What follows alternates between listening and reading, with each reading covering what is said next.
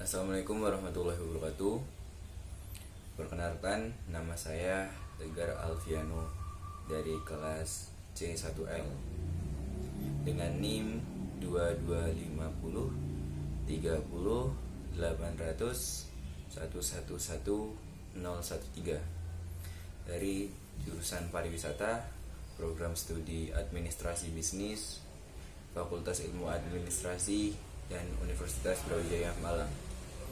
Pada video kali ini saya akan menjelaskan tentang syariah yang telah dijelaskan oleh Bapak Rosikin pada video yang telah di-share tadi.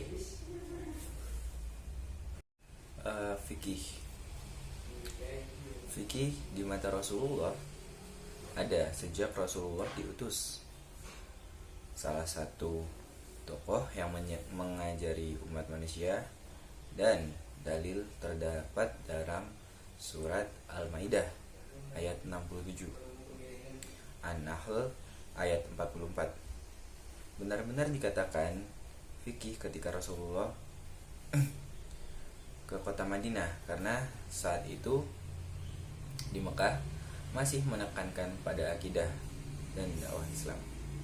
Jadi Rasulullah sangat menekankan fikih saat ia telah berada di Madinah, tidak seperti di Mekah.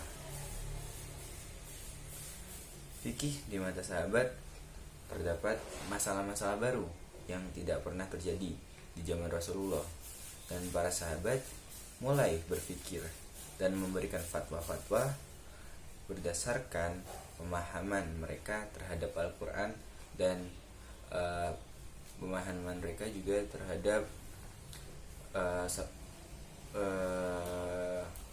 mereka terhadap apapun yang telah dikatakan oleh Rasulullah.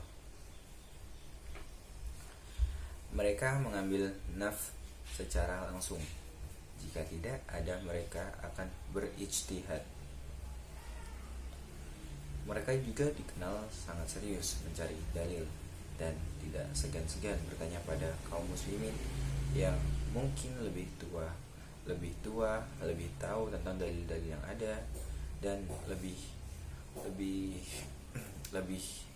memiliki pola pikir yang sangat berbeda mungkin dengan mereka yang merujuk pada kebaikan.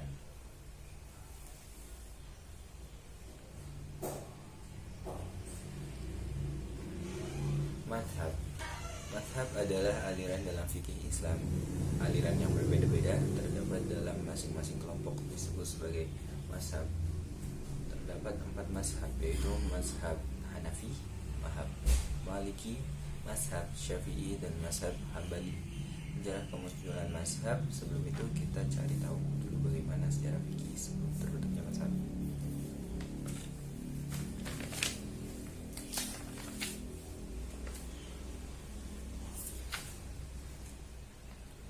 Di zaman ini ragamnya mulai terlihat lebih banyak, tapi perbedaan mereka hanya dari sisi pemahaman terhadap naf, belum sampai metode ijtihad. Berdasarkan ijtihad, mengambil Al-Quran dan surat sebagai dalil. Fikih di mata tabi'in tidak berbeda dengan sahabat, tapi hanya terdapat penambahan pada sumbernya, yaitu tabi'in ini hidup juga pada masa sahabat dan mendengar fatwa mereka. Oleh karena itu, jika ada masalah-masalah samping Quran dan hadis, mereka juga mempertimbangkan fatwa sahabat. Jadi para sahabat telah memberikan beberapa fatwa yang mungkin bisa menjadi pacuan ataupun patokan bagi umat-umat setelahnya.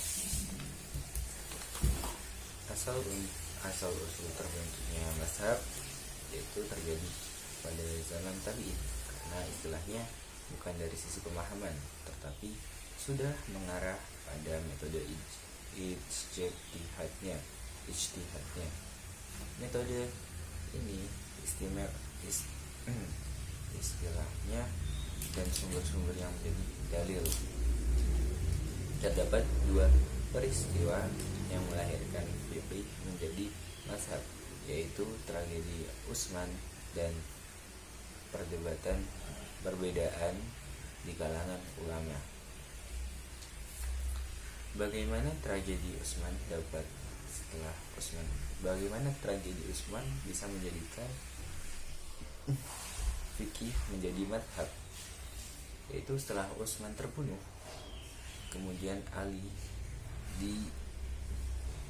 diangkat menjadi khalifah, kemudian ditentang Muawiyah, perang Muawiyah, dan Ali berakhir dengan majelis ta'lim. Muncullah parpol yang akhirnya membahas cabang-cabang fikih yang lain. Terjadi karena tidak memiliki blok manapun, mereka berpendapat khalifah itu dibaik oleh kaum muslimin yang murni pilihan mereka tanpa paksaan. Partai ini bernama Khawarij. Ada kelompok yang mendukung Ali dan kelompok keluarga dari kelompok ini juga mendukung Ali sepenuhnya. Perbedaan di kalangan ulama yaitu Rabi'ah Ar-Raji. Dari perbedaan ini muncul variasi metode ijtihad.